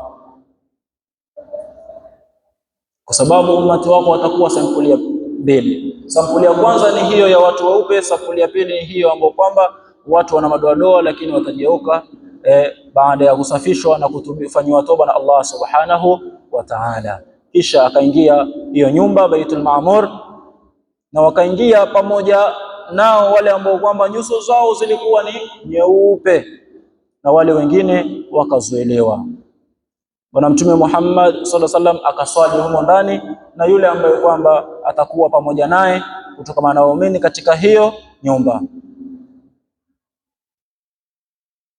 Kama tulivyosema mwanzo, hii nyumba Baitul Maamur ni nyumba ambayo kwamba kila siku kuna malaika 70,000 kuingia ndani yake na hawatoki mpaka siku ya Kiyama. Bwana mtume Muhammad sallallahu alaihi wasallam baada ya hapo akashikwa tena na kiu, akaletewa vyombo vya aina tatu: chombo cha maziwa, chombo cha shizi kama tulivyosema, na chombo cha maji. Bwana mtume Muhammad akachagua chombo cha maziwa akanywa, na akaambiwa umechagua fitra, yani umechagua mila ya Kiislamu.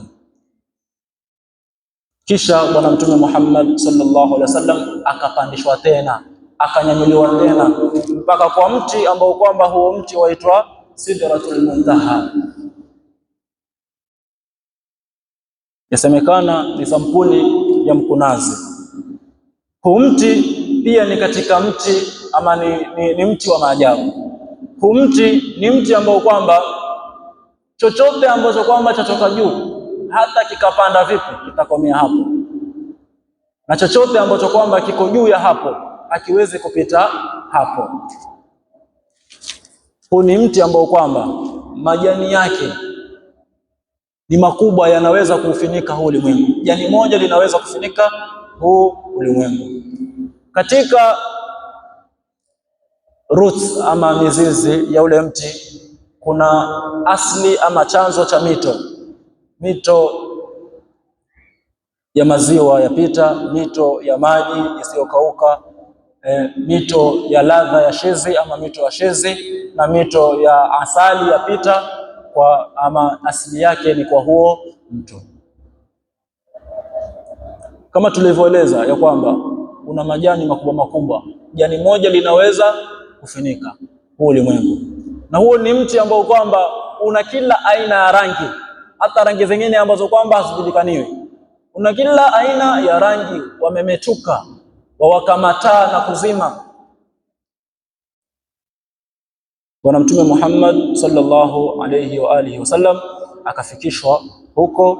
Baada ya kufikishwa huko, Bwana Mtume Muhammad sallallahu alayhi wa alihi wasallam hapo katika Sidratul Muntaha, yasemekana kwamba alimuona Jibril kwa umbile lake.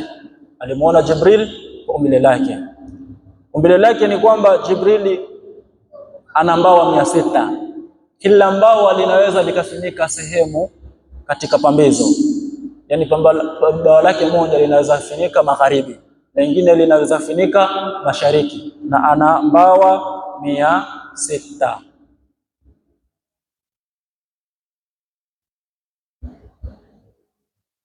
Kisha Allah subhanahu wa ta'ala ama Bwana Mtume Muhammad sallallahu alaihi wasallam akashika barabara ya mto ambao kwamba ni mto wa Kauthar mpaka akaingia peponi.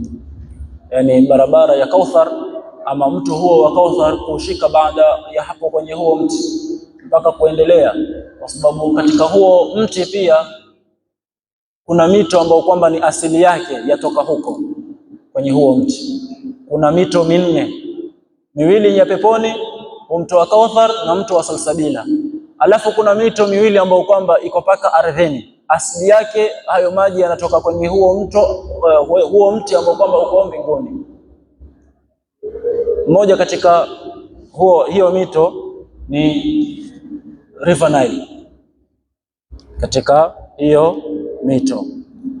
Kwa hiyo Bwana Mtume Muhammad sallallahu alayhi wa alihi wasallam, kama sijakosea, akapita akashika hiyo barabara ya Kauthar na akaelekea njia ya peponi mpaka akaingia peponi. Ndugu zanguni, Bwana Mtume Muhammad sallallahu alaihi wasallam asimulia, asema kwenye pepo yale mazuri ambayo kwamba yako ndani ya pepo hakuna jicho lishawahi kuona, hakuna sikio lishawahi kusikia, wala hakuna fikra ishawawazia yale mazuri ambayo kwamba yako katika pepo. Bwana Mtume Muhammad sallallahu alaihi wasallam akaeleza baadhi ya mifano peponi, lakini kabla ya kuitaja hapa baada akaona katika mlango wa pepo umeandikwa sadaka, mwenye kutoa sadaka atalipwa mara 10, na mwenye kukopesha, yani kutoa sadaka ni thawabu 10, kukopesha ni thawabu 18. Bwana Mtume akamuuliza Jibril, mbona kukopesha ina thawabu nyingi kuliko sadaka? Jibril akamwambia, kwa sababu sadaka, watoa sadaka itakuwa yule unayetoa sadaka anacho, lakini wewe wampatia. Yani hana haja nacho, haja kuomba, haja kuitisha. Na yule anayekopesha ama anayetaka kukopeshwa ni kwa sababu ana haja ya wewe umkopeshe. Kwa hiyo ukimkopesha wewe utakuwa na thawabu nyingi kuliko wewe kutoa sadaka. Kwa hiyo kutoa sadaka na kukopesha, daraja kubwa ni kukopesha, ndio itakuwa ina daraja kubwa. Bwana Mtume Muhammad sallallahu alaihi wasallam akawa ni mwenye kusifu pepo, akisifu mito ya tamu, mito ambayo kwamba ni ya asali, mito ambayo kwamba ya maziwa, mito ambayo kwamba tamu yake haibadiliki. Akaeleza mpaka kafikia mahali Sayyidina Abu Bakar akasema, natamani ingekuwa ni watu wa huko peponi na sisi. Bwana Mtume Muhammad akamwambia, na mimi nataraji wewe utakuwa wa kwanza, ama utakuwa mmoja wa kuingia peponi na utakula vyakula vya peponi. Hapa tafupisha sababu ya muda, tusije tukacheleweshana sana. Bwana Mtume Muhammad sallallahu alayhi wa alihi wasallam kisha akapelekwa sehemu za motoni, akaona hasira za Mwenyezi Mungu, makemeo ya Mwenyezi Mungu, mateso ya Mwenyezi Mungu na mroromo wa moto namna unavororoma. Sema lau utachukua jiwe au chuma kitayeyuka kwa sekunde, hata sekunde nyingi, hapo tayeyuka, kwa sababu ya vile ambavyo kwamba kuna yale mateso na mroromo wa moto na hasira na ghadhabu za Allah subhanahu wa ta'ala. Huko motoni Bwana Mtume Muhammad sallallahu alaihi wasallam akaona watu ambao kwamba wanakula nyama zile za kuvunda. Bwana Mtume kumuuliza Jibril, akamwambia hawa ni wale ambao kwamba tabia yao ni ya kusengenya. Huko motoni akamuona yule Hazinun Nar Malik. Hazinun Nar ni yule mlinda lango la motoni. Bwana Mtume Muhammad sallallahu alaihi wasallam akampisia yeye salamu wa kwanza, pamoja na kwamba mitume wote walikuwa wanatangulia kumsalimia Bwana Mtume Muhammad sallallahu alaihi wasallam. Bwana Mtume asema, huyo mtu nilipomuona au malaika alikuwa sura yake ngumu na amekasirika kutoka mwaka jana mpaka sasa hajakasirika. Tukipiga mfano, Bwana Mtume Muhammad sallallahu alaihi wasallam akapandishwa zaidi na zaidi, sehemu ambayo kwamba Jibril yeye alikoma. Akamwambia Bwana Mtume Muhammad, sasa hapa nilipofika sina ruhusa mimi ya kuendelea mbele, wewe endelea mbele. Lau nitanyanyuka hapa kuendelea mbele basi nitaungua. Bwana Mtume Muhammad sallallahu alaihi wasallam akabaki peke yake, akawa ni mwenye kupanda zaidi. Akafika sehemu akawa anasikia sakato la kalamu, namna alivyoandika kalamu, ikiandika huwa kuna sauti inatoa. Basi Bwana Mtume akasikia sakato la kalamu zikiandika. Kisha akaona mtu kwa mbali, yule mtu amefinikwa na nuru ya arshi ya Allah subhanahu wa ta'ala. Bwana Mtume Muhammad sallallahu alaihi wasallam akastaajabu, vipi nitaona mtu huku? Jibrili mwenyewe asema hawezi kuja huku, ataungua, lakini kuna mtu huku. Akauliza, kwani ni nani? Sasa yuko peke yake, hawezi kumuuliza Jibrili kwa sababu mwacha nyuma. Ni nani? Je, ni malaika? Sauti ikasikika, si malaika. Akiambiwa, akauliza, je, ni nabii? Akaambiwa, la, si nabii. Akaambiwa, huyu ni mtu ambaye kwamba ataishi katika maisha yake yote ya duniani, ulimi wake utakuwa maji kwa sababu ya kumtaja Allah subhanahu wa ta'ala. Saa zote yeye yomtaja Allah subhanahu wa ta'ala. Na huyu ni mtu ambaye kwamba moyo wake umefungamana na msikiti, yani yeye muda wake mwingi yotumia msikitini, hana dharura yoyote kuwa nje, kuwa msikitini.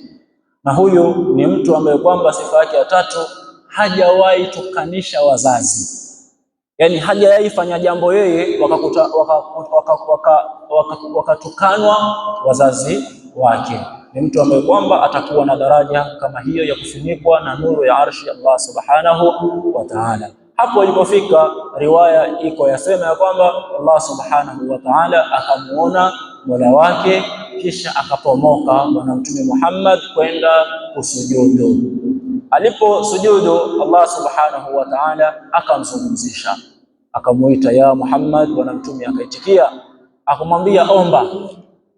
Hapo ni Allah subhanahu wa ta'ala yamzungumzisha Bwana Mtume Muhammad sallallahu alayhi wa alihi wasallam, akimwambia omba.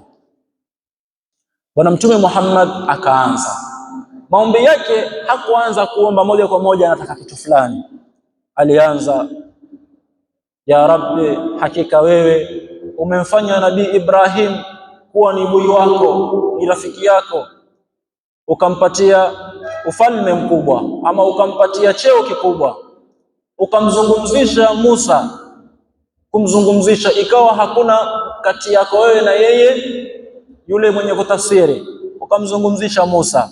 Hakika yako wewe umempatia Nabii Daudi ufalme mkubwa, umemlainisha yeye chuma, umemdhalilisha yeye majabali, na umempa Nabii Suleimani ufalme mkubwa, ukamsakhirishia yeye majini na wanadamu na mashaitani, ikawa anawatumia kwa namna anavyotaka.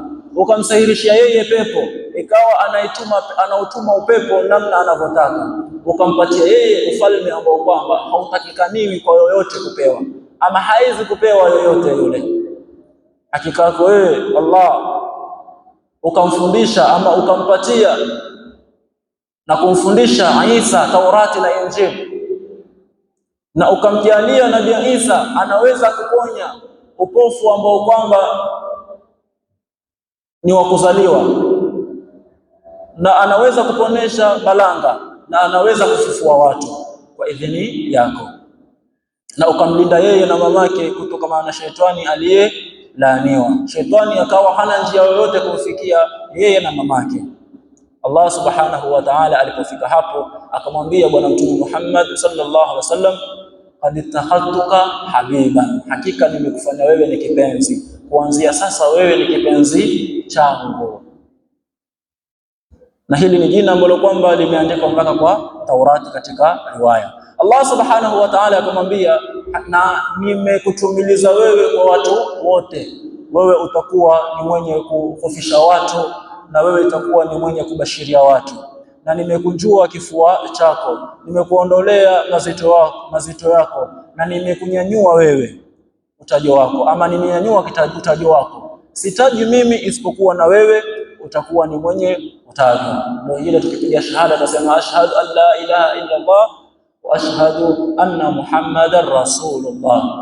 Akamwambia, nimewafanya umma wako ama nimewajalia umma wako kwamba ndo umma bora waliotolewa kutokamana na watu. Nimewajalia umma wako kwamba ni umma wa kati na kati. Nimejalia umma wako ni wa mwanzo na wa mwisho. Nimewajalia umma wako kwamba haifai ama haipiti khutba yoyote isipokuwa washuhudie baada ya kushuhudia jina langu na kushuhudia kwa jina lako kwamba wewe ni mja wangu na wewe ni mtumi wangu. Na nimejalia kutokana na ummati wako watu ambao kwamba wanaweza kuhifadhi vitabu, wanaweza kuhifadhi Qur'ani, wanaweza kuhifadhi vitabu vya Qur'ani na vitabu vinginevyo. Na nimejalia wewe ni wa kwanza wa manabii, na wewe kwa kuumbwa ni kwanza wa manabii kwa kuumbwa, na wewe ni wa mwisho kwa kutumilizwa. Allah subhanahu wa ta'ala ikawa amehesabia yale mazuri ambayo kwamba amempatia, mpaka akamwambia tumekupatia chembe nani ama fungu manane: Uislamu, ukubura, jihadi, sadaka, kufunga Ramadhani, kuamrishana mema na kukatazana maovu. Allah subhanahu wa ta'ala mpaka akamwambia, kuanzia hivi sasa nimekufaradhia swala 50, nimekufaradhishia swala 50, swala ambazo kwamba itakuwa ni faradhi wewe kuziswali wewe na ummati wako. Kuanzia hivi sasa utakuwa ni mwenye kutekeleza hizo swala pamoja na ummati wako. Nimekupatia wewe mwisho wa suratul Baqara. Basi yote Bwana Mtume Allah subhanahu wa ta'ala akamuelezea Bwana Mtume Muhammad sallallahu alayhi wa alihi wasallam. Baada ya kumaliza basi kiwingo ambacho kwamba kilikuwa kimefunika Bwana Mtume Muhammad sallallahu alayhi wasallam anapokuwa akizungumza na kuwasiliana moja kwa moja na Allah subhanahu wa ta'ala, kikatoka na Bwana Mtume Muhammad akawa ni mwenye kushuka akiongozwa na Jibril. Wakawa Bwana Mtume Muhammad wakiwapitia mitume mmoja baada ya mmoja kwa kuaga kushuka chini, mpaka walipofika kwa Musa alayhi salam. Nabii Musa akamuuliza Bwana Mtume, umepewa zawadi gani ulipoenda kwa Mola wako? Mtume akamwambia, nimefaradhiwa mimi na umma wangu kuswali swala 50. Nabii Musa akamwambia, swala 50 wewe na ummati wako hamziwezi. Mimi nilipewa swala 2 tu, yani raka 2, pamoja na kwamba sisi ni watu wa nguvu, mili yetu ni ya nguvu, lakini tulishindwa hizo raka 2. Wewe na ummati wako ni watu wanyonge, viwili vyenu vinyonge, hamna nguvu, swala 50 hamtaziweza. Rudi kwa Mola wako umuombe akukhafifishie, akupunguzie hizo swala. Bwana Mtume Muhammad sallallahu alaihi wasallam akamgeukia Jibril. Jibril akamwashiria kwamba kama wataka kurudi basi rudi. Bwana Mtume Muhammad sallallahu alaihi wasallam akarudi mpaka kwa Allah subhanahu wa ta'ala, akaenda kumuomba kupunguziwa. Basi ikawa Allah subhanahu wa ta'ala yumpunguzia 5. Kila akirudi akifika kwa Musa aulizwa zipunguzwa ngapi? 5. Zibaki 45, amziwezi. Rudi ukapunguziwe. Basi ikawa mtume yarudi kwa Allah subhanahu wa ta'ala apunguziwa 5. Akija kwa Musa aambiwa rudi, bado ni nyingi, akapunguziwa mpaka zikafika 5. Hizo 5 Musa akamwambia rudi, hizo 5 bado ni nyingi. Bwana Mtume Muhammad sallam kipindi yataka kurudi akasikika ama akisikia sauti ikimwambia sasa 5 hizo 5 ndizo ambazo kwamba mtakuwa ni wenye kuzitekeleza kwa njia ya lazima. Yoyote mwenye kuzitekeleza hizo swala 5 atapata thawabu 50 kwa idadi ya zile swala ambazo kwamba tumeziweka mwanzo. Allah subhanahu wa ta'ala akawa akamwambia, lau mmoja wenu atataka kufanya jambo zuri, atataka kufanya jambo zuri kwa nia, lakini hakulifanya, basi atalipwa thawabu, na akilifanya atalipwa thawabu 10. Na lau ataazimia kufanya dhambi moja, basi hatapata madhambi, na akifanya hilo dhambi atapata dhambi moja. Basi hapo Bwana Mtume Muhammad sallallahu alaihi wasallam iliposikika sauti na Musa akisikia, akamwambia aya, bismillah, tawakkali. Sasa Bwana Mtume Muhammad sallallahu alaihi wa alihi wasallam akawa yashuka, na kila akishuka kwa kila wingu akipatana na mtumi, yule mtumi humwambia waambie watu wako waumike, waambie watu wako waumike. Bwana Mtume Muhammad sallallahu alaihi wa alihi wasallam akawa ni mwenye kushuka mpaka wingu wa kwanza. Alipokuwa amefika wingu wa kwanza yashuka, akaona moshi mwingi mpaka huwezi kuona mbele, na akawa yusikia sauti, kelele nyingi. Akamuuliza Jibril, na hii ni nini? Jibril akamwambia, hizo sauti na huu moshi vote ni vitimbi vya mashaitani, wanazuia maono ama macho ya wanadamu wasije wakaona. Na lau si hivi kelele na hivi vitimbi wanavyovifanya mashaitani, basi wanadamu wangeona maajabu huko juu. Bwana Mtume Muhammad sallallahu alaihi wa alihi wasallam akashuka mpaka akafika katika kipando chake cha Buraq na kuelekea sehemu za Makka. Alipokuwa njiani akakutana na misafara mitatu ya Makka, yani misafara ya kibiashara iliyotoka sehemu za Jerusalem yarudi Makka, misafara mitatu. Bwana Mtume Muhammad sallallahu alaihi wasallam katika msafara wa kwanza ni msafara ambao kwamba wampoteza ngamia wao, wanamtafuta. Bwana Mtume alipokuwa apita akakuta kihero, kile kirobo cha maji. Bwana Mtume akachukua akanywa ile maji. Akaendelea akapata msafara mwingine wa pili, msafara ambao kwamba una ngamia mwekundu ama ngamia ambaye kwamba ni rangi ya kijivu, ana mapakupaku meusi. Kwa ile mbio na kile kishindo cha buraki kupita, yule ngamia akashtuka. Aliposhtuka akavunjika mguu. Wakapita wakutana msafara wa tatu. Bwana Mtume Muhammad sallallahu alayhi wa alihi wasallam akawasalimia, assalamu alaykum. Wale watu hawakuona chochote, wakaulizana, si sauti ya Muhammad hiyo? Wakaambizana, sauti ya Muhammad hiyo. Basi Bwana Mtume Muhammad sallallahu alaihi wasallam akafika sehemu ya Makka kwa pambazuka. Asubuhi. Tukumbuke kwamba ni safari alienda usiku mmoja. Alipofika sehemu za Makka, ikawa ana huzuni na unyonge kwamba hawa watu nitawaita vipi niwaelezee hii safari yangu, na nitawaambia vipi, kwa maneno gani, sampuli gani wanielewe na wakubali haya ambayo kwamba yamenipitia mimi huu usiku. Mara akapita Abu Jahl. Abu Jahl kipindi hicho aitwa Abul Hakam, baba la hikma. Akikuangalia hivi ukiwa una mawazo kukwambia wewe una mawazo, ukiwa una furaha ujua, ikiwa una jambo linakusumbua atakwambia. Alipopita akamuona bwana Mtume Muhammad akamwambia, una nini leo, una huzuni kweli, una jambo wewe? Bwana Mtume akamwambia, naam, nina jambo. Akamwambia, jambo gani? Akamwambia, mimi jana nimepelekwa,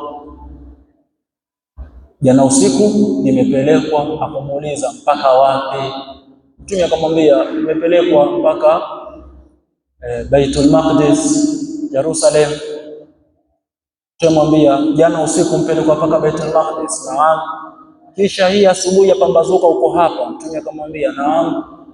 Sasa Abul Hakam kwa kuwa na hikma nyingi hakutaka kumwambia ni muongo ama kumkadhibisha. Alimwambia, leo nitaita hawa watu wa Makka, wakija hapa utayaeleza kuwaambia hayo ulioniambia mimi. Mtume akamwambia, nitawaambia. Basi Jibril akatoka akawa ni mwenye kunadi akiita kwa makabila, Bani Ka'b ibn Lu'ay, akiita kabila fulani, kabila fulani, kabila fulani. Kwa hivi sasa tukiita Wazaramo, Wadigo, Wapokomo, njooni msikize, njooni kuna ujumbe. Basi watu wakaacha vikao vyao wakakimbilia kwa Abu Jahl kwa sababu wanaitwa waje wasikize. Walipofika bwana Mtume ama Jibril, Abu Jahl akamwambia bwana Mtume Muhammad, watu washakuja, niambie yale maneno ambayo kwamba wanaambia. Bwana Mtume Muhammad sallallahu alaihi wasallam akawaambia, mimi jana usiku nimepelekwa. Wakamuuliza, mpaka wapi? Akawaambia, mpaka Baitul Maqdis.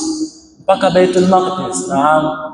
Na kumepambazuka uko hapa? Naam, niko hapa.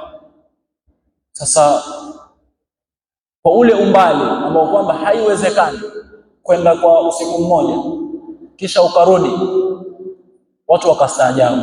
Kuna wale ambao kwamba wakawa wanapiga makofi, wakapiga kelele huku wakipiga makofi.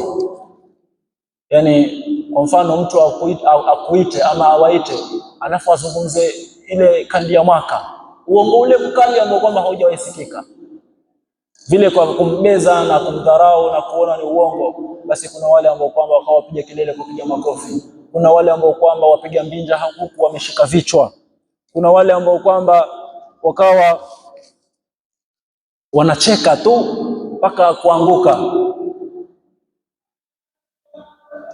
Mmoja akiitwa Mut'im ibn Adi akatokwa na maneno kumwambia bwana Mtume Muhammad sallallahu alayhi wa alihi wasallam, mwambia, siku zote ulikuwa wazungumza uongo lakini ilikuwa nsahani, lakini leo sasa hakika nashuhudia kwamba wewe ni muongo. Leo ndo uongo wako umekia mipaka.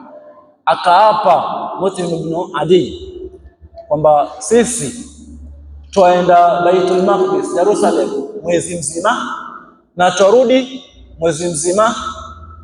Ikiwa tumeenda tu bila shughuli, na tukiwa na shughuli basi hata miezi miwili kwenda na kurudi, hata mitatu ama hata 6.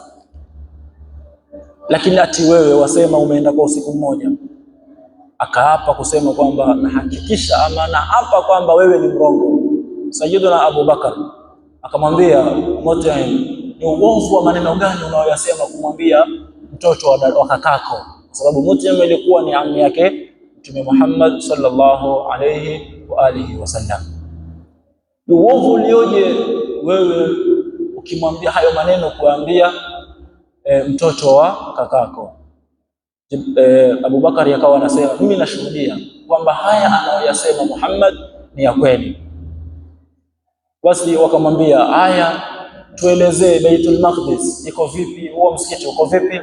Bwana Mtume Muhammad sallallahu alaihi wasallam, pamoja na kwamba hakuenda adventure kwenda kutizama msikiti uko vipi, umejengwaje, una vioo vingapi, una milango mingapi, una vioo ama una tiles, Mtume ikawa anaelezea namna msikiti ulivyokuwa.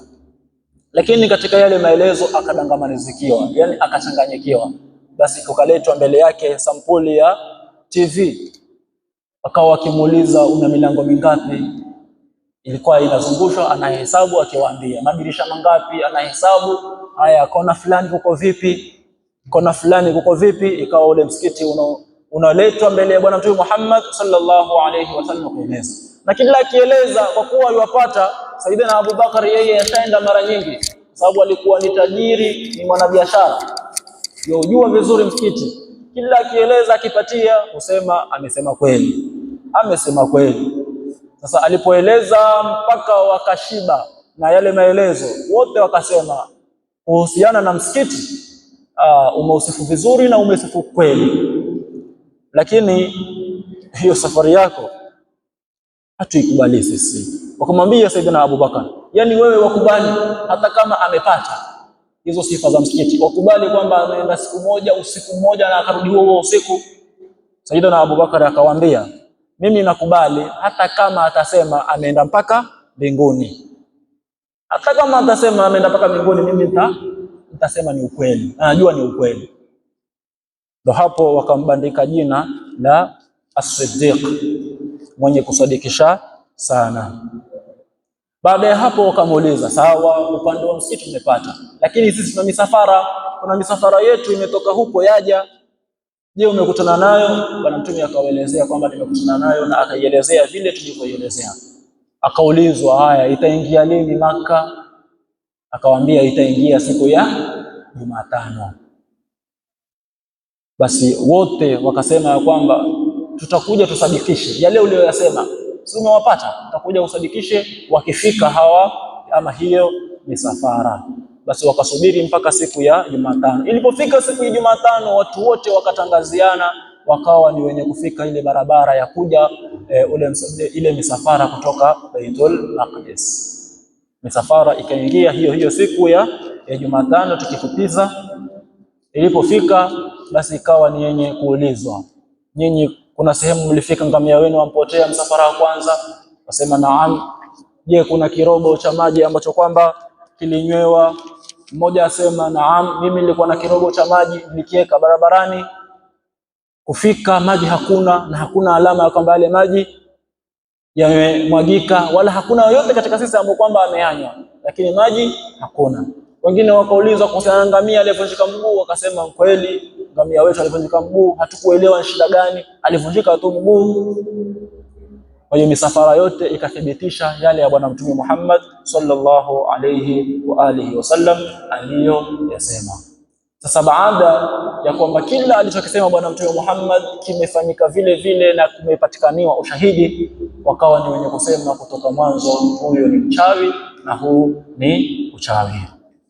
Mpaka hapa tutakuwa ni wenye kukoma, tukimalizia na maneno ya Allah subhanahu wa ta'ala aliposema katika Qur'ani kukielezea kisa kama hiki, wama ja'alna ar-ru'ya allati araynaka illa fitnatan linnas, hatukujalia hii ama haya ambayo kwamba ni sampuli ya ndoto tuliokuonyesha wewe, isipokuwa ni fitna kwa watu wakawa wamepata taabu kupinga, na watu baada ya yote ambayo kwamba yanadhihirisha kwamba kuna ukweli mkubwa ndani yake, basi wakawa ni wenye kupinga. Allah subhanahu wa ta'ala akawa ni wenye kusema, wama ja'alna ru'ya allati araynaka illa fitnatan linnasi al-aya.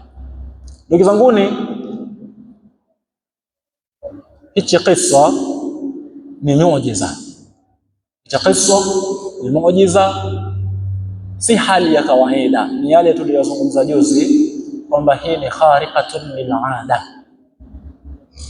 ni muujiza ambao kwamba ni jambo ambalo kwamba limetoboa ada, limekiuka ile desturi. Safari ya mwezi kwenda kurudi imefanyika kwa usiku mmoja, lakini hakuna maajabu kwa Allah subhanahu wa ta'ala. Lau ingekuwa ni Bwana Mtume Muhammad ameenda mwenyewe ama ameamrishwa aende, basi angeenda kwa ule muda wa kawaida ambao kwamba watu usafiri, lakini hakuenda, amepelekwa. Allah subhanahu wa ta'ala asema, subhanalladhi asra bi'abdihi laylan min al-masjid al-haram ila al-masjid al-aqsa. Na yeye Allah, na yeye Bwana Mtume Muhammad sallallahu alaihi wasallam alipoulizwa na Abu Jahal alisemaje? Alisema usriya Usiria, nimepelekwa.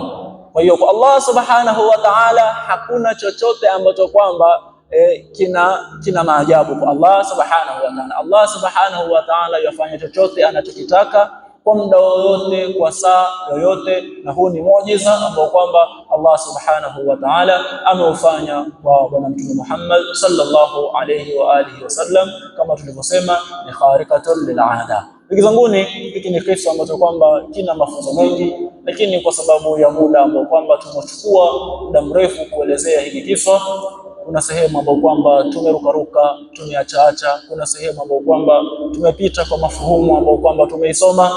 Basi kama itakuwa tumepata ni taufiki ya Allah subhanahu wa ta'ala, kama itakuwa tumekosea na kueleza kwa namna ambayo kwamba sio, imekusanya kutoka kwetu na uhadazi ambao kwamba umekoroga akili zetu unaotoka kwa shetani, tumombe Allah subhanahu wa ta'ala atujalie min alladhina yastami'una alqawla fayattabi'una ahsana. Wallahu a'lam bis-shawab. Al-Fatiha.